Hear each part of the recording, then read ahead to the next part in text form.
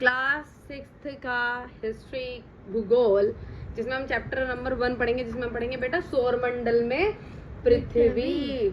बहुत ही बढ़िया चैप्टर है आपका बेटा ये सौरमंडल में पृथ्वी। आप काफी सारी चीजों के बारे में इसमें जानने वाले हैं। अब हम देखते हैं इसमें चैप्टर में कैसे बताया गया है कि अब हम क्या हैं, जब हम रात को अपने आसमान को देखते हैं तो हमें क्या दिखती है? तारे। तारे कितनी सारे बेटा हमें चमकते हुए दिखती है, चमकाती चीज। लेकिन क्या सिर्फ हमें जितनी दिखती है क्या उतनी ही होती है? नहीं, उससे बहुत ज्यादा। ये सब इन चमकती चीजों से पूरा हमारा सौरमंडल जो ये सब चीजें भरा हुआ है। पूरा जो सौरमंडल है हमारा पूरा इन सब चीजों से क्या है? चमकती चीजों से भरा हुआ है। लेकिन हमें सिर्फ कुछ ही चीजें दिखती हैं, ठीक है। और ऐसा प्रतीत होता है मानो आकाश में हीरे जड़े हों और इसमें कुछ टिमटिमाते प्रतीत होते हैं। जो टिमटिमाते प्रतीत होते हैं उसको हम क्या कहते हैं? तारे। लेकिन क्या बेटा तुम्हें जो तारे जो इतने से दिखते हैं क्या वो इतने से होते हैं? सूरज से भी बड़े होते हैं। बहुत बड़े तारे होते हैं। तुम्हारे क्या जो तारे होते हैं बहुत बड़े बड़े तारे होते हैं, लेकिन वो इतने छोटे क्यों दिखते हैं? क्योंकि वो हमसे बहुत दूर होते हैं। और वो टिमटिमाते क्यों दिखते हैं?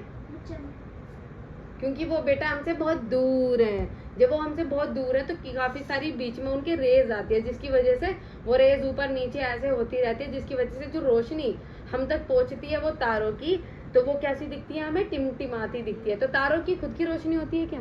वो सूरज से लेते हैं, ठीक है, सूरज से की रोशनी से चमकते हैं। उधार में लेते हैं क्या? पैसे से खरीदते हैं, है ना? ऐसे। चलो, इन चमकीले वस्तु के साथ आप लगभग प्रतिदिन चंद्रमा को भी देखते हैं। यह अलग अलग समय पर अलग अलग आकार तक अलग अलग स्थितियों में दिखता है। आपने देखा होगा कभी चंद्र पूरा दिखता है, कभी आधा दिखता है, कभी छोटा सा हिस्सा दिखता है, कभी इतना सा दिखता है, कभी दिखता ही नहीं, है ना? ऐसे आपको दिखता है। तो आप पूर्ण चंद्र को लगभग 1 महीने में एक बार देखते हैं। जो पूरा चंद्रमा होता है उसको 1 महीने में एक बार देखा जाता है। इस पूर्ण चंद्रमा वाली रात को क्या कहते हैं बेटा? पूर्णिमा कहते हैं। क्या कहते हैं? पूर्णिमा। पूर्णिमा किसका नाम है? नहीं, किसी का। चलो, 15 दिन के बाद आप इसे नहीं देख सकते। यह नए चंद्रमा की रात्रि या अमावस्या होती है। जिस दिन आप उसको नहीं देख सकते, नए चंद्रमा की रात्रि, उस दिन क्या होता है? नए चंद्रमा की क्या होती है बेटा? रात्रि होते हैं। नया चंद्रमा निकलना शुरू हो जाता है, ठीक है।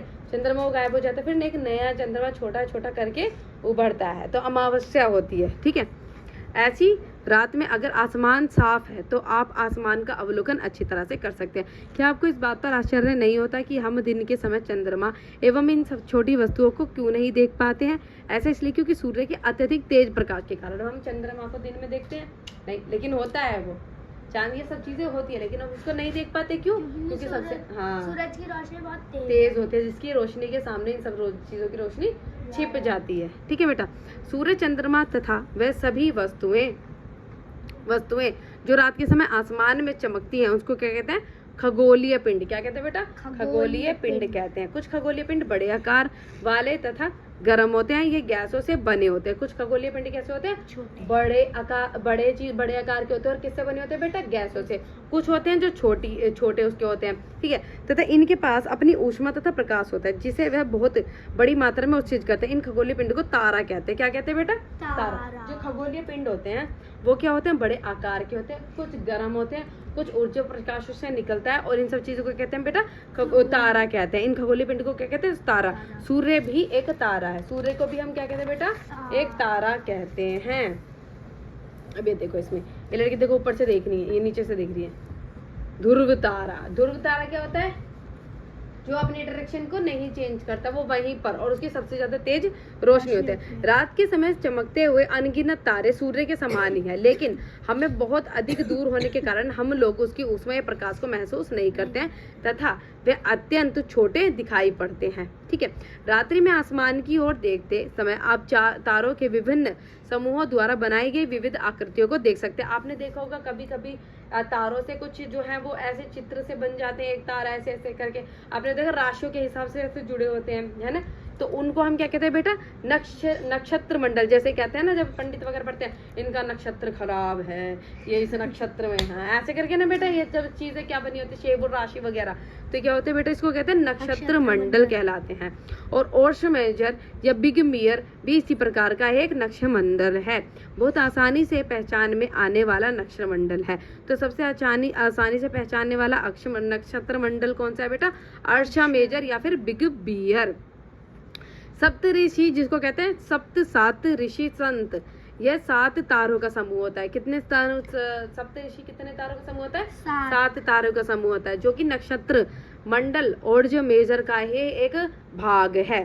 प्राचीन समय में लोग रात्रि में दिशा का निर्धारण तारों की सहायता से करते हैं। जो ध्रुव तारा होता है ना उसकी, कि जो ध्रुव तारा होता है जो कि नॉर्थ डायरेक्शन में उत्तर दिशा में आपका ध्रुव तारा है वो निकलता है, तो उस तारे की दिशा से वो क्या करते थे, अपने बाकी डायरेक्शन जो है उसको मेजर करते थे। जैसे नॉर्थ होता था, उसके सीधे हाथ को कौन सा डायरेक्शन पड़ेगा, उल्टे हाथ कौन सा डायरेक्शन पड़ेगा, और नीचे तरफ जो साउथ जो है उस तरफ पड़ेगा। तो ऐसे ही वो सब चीजें करते थे। तो उन सब चीजों से वो दिशा जो है वो उसको दिशा का इस्तेमाल करते थे, ये दिशा है इस तरफ निकलने वाली है, ठीक है। ये आसान में सबसे एक ही स्थान पर रहता है और हम सप्तऋषि की सहायता से ध्रुव तारे की स्थिति को जान सकते हैं। कुछ खगोलीय पिंडों में अपना प्रकाश एवं ऊष्मा नहीं होती। जो कुछ खगोलीय पिंड होते हैं उनकी खुद की ऊर्जा नहीं होती, वो किससे लेते हैं बेटा, सूर्य से ऊर्जा लेते हैं, ठीक है। ये तारों के प्रकाश से प्रकाशित होते हैं और इसे पिंड ग्रह कहलाते हैं। ग्रह जिसे अंग्रेजी में प्लैनेट कहते हैं। क्या कहते हैं बेटा, प्लैनेट। कितने प्लैनेट हैं, 8 प्लैनेट हैं। ग्रीक भाषा के ग्लाइडेड प्लैनेटिला शब्द से माना जाता है। पृथ्वी को बहुत अधिक दूरी से, जैसे चंद्रमा से देखने पर यह चंद्रमा की तरह चमकती हुई प्रतीत होती है। अब हमें देखो सोलर सिस्टम ये बना हुआ है आपका पूरा, ये देखो सूर्य है बेटा, इसमें आपका सूर्य देखो इसमें सूर्य है। यहाँ पे सूर्य के बाद आपका कौन सा ग्रह है बेटा, बुध ग्रह है। बुध है, जिसको इंग्लिश में क्या कहते हैं बेटा, मरकरी। मरकरी के बाद वीनस को क्या कहते हैं इंग्लिश में, हिंदी में शुक्र के बाद क्या है बेटा आपका, अर्थ, पृथ्वी। फिर आता है आपका बेटा मंगल, मार्स। फिर देखो इनके बीच की जो दूरी है इसमें क्या कहते हैं, क्षुद्र ग्रह पट्टी, ठीक है। इसके बीच में वो क्या कहते हैं, वो बेल्ट होती है एक, ठीक है। ये फिर आ जाता है आपका बेटा एक वो बेल्ट होती है जो एस्ट्रोनॉट, वो बेल्ट होती है, उसमें क्या होता है, पत्थरों की होती है वो बेटा, जिसको क्या कहते हैं, शुद्ध ग्रह पट्टी जो होती है, जो पत्थरों की, ये पत्थरों की इसमें क्लियर नहीं दिखाई हुई, पत्थरों से एक बनी हुई ऐसे ही जो रेज ये होती है ना, पत्थरों से बनी हुई एक रेज होती है जिसमें पत्थर कंकड़ रहते हैं बहुत ज्यादा, ऐसे करके, हाँ ठीक है। अभी आता है बेटा आपका, फिर उसके बाद आ जाता है बेटा जुपिटर, बृहस्पति जिसको कहा जाता है। फिर आ जाता है आपका शनि जिसको कहते हैं सैटर्न। फिर आता है यूरेनस। फिर आ जाता है आपका बेटा नेपच्यून। ये बेटा ये आपको बना कर लेकर आना है, ठीक है, घर से बना कर लेकर आओगे इसको।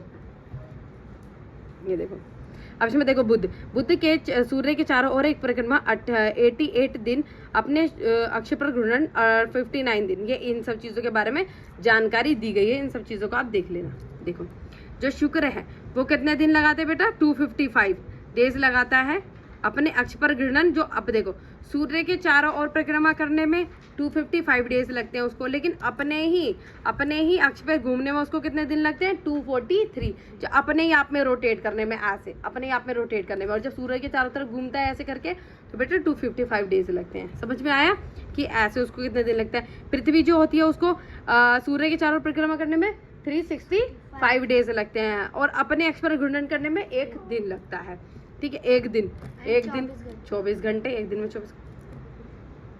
अब मंगल जो होता है उसको सूर्य के तरफ परिक्रमा करने में 687 डेज लगते हैं और अपने अक्ष पर घूर्णन करने में 1 दिन लगता है। ऐसे ही चंद्रमा की संख्या जो मंगल पर कितनी है बेटा, 2 है। अब इनमें चंद्रमा की संख्या भी बताइएगी कि इस पे कितने चंद्रमा है। पृथ्वी पर कितने चंद्रमा है, 1।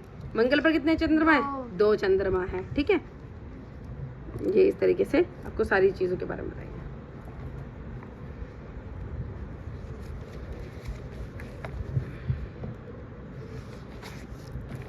अब हम आगे देखें बेटा, सौरमंडल, सौरमंडल क्या होता है? सूर्य, 8 ग्रह, उपग्रह तथा कुछ अन्य खगोलीय पिंड जिसे क्षुद्र ग्रह एवं उल्का पिंड मिलकर सौरमंडल का निर्माण करते हैं, उसे हम सौर परिवार का नाम कहते हैं, जिसका मुख्य सूर्य है। तो सूर्यमंडल में आपकी क्या क्या चीजें आ जाती है बेटा? सूर्य, 8 ग्रह, उपग्रह तथा कुछ अन्य खगोलीय पिंड मिलकर ही इसको क्या कहा जाता है?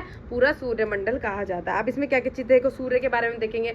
सूर्य सौरमंडल का केंद्र में स्थित है। सौरमंडल होता है उसमें सूर्य जो होता है वो आपका केंद्र में स्थित है, इसको कहते हैं सेंटर में स्थित होता है। आपका सूर्य जो है सेंटर में स्थित होता है और यह बहुत बड़ा होता है और इसी की रोशनी से आपकी बाकी जो है वो प्लैनेट जो है इसी की रोशनी से आपके बाकी चीजों पे रोशनी पड़ती है और वो टिमटिमाते हैं, चमकते दिखते हैं। सूर्य की रोशनी बहुत ज्यादा तेज होती है, लेकिन हमारे जो सूरज है वो बहुत ज्यादा दूर है, जिसकी वजह से हम उसकी गर्मी इतनी नहीं पड़ती। लेकिन जब अगर सूरज जब जिसके पास में होता है वो बहुत ज्यादा पास हो जाता है तो सभी लोग जलकर भस्म हो जाते हैं, ठीक है।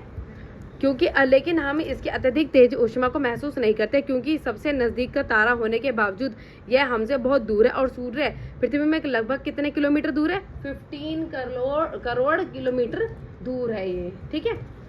उसके बाद करते हैं ग्रह। ग्रह पर हमने देखा था कितने ग्रह हैं बेटा? 8 ग्रह हैं। और इसको याद करने की टेक्निक भी देखो बहुत बढ़िया बताई हुई है। My very efficient mother just served us nuts. तो इससे हम क्या करेंगे बेटा? ग्रह याद करेंगे।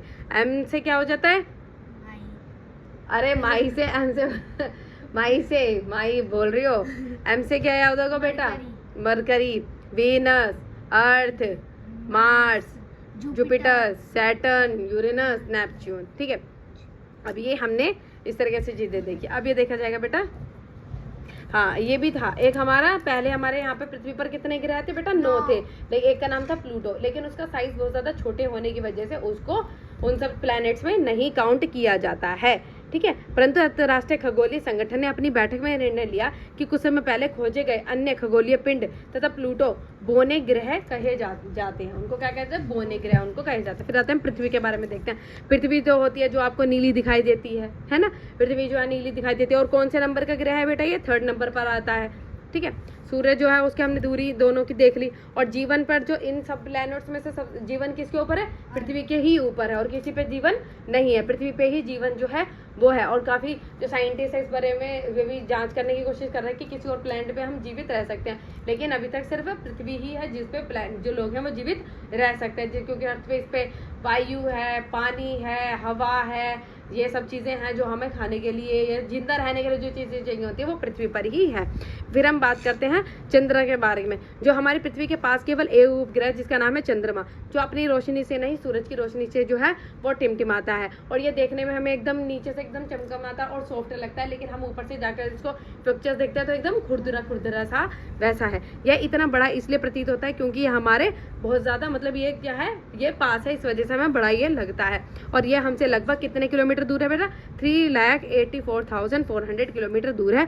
अब आप पृथ्वी से सूर्य एवं चंद्रमा की दूरियों की तुलना कर सकते हैं। देखो ये सब चीजें परीक्षण जो है रॉकेट का पृथ्वी पर गिरना, उपग्रह का प्रवेश, ये सब चीजों से हमें जानकारी जो है वो मिलती है।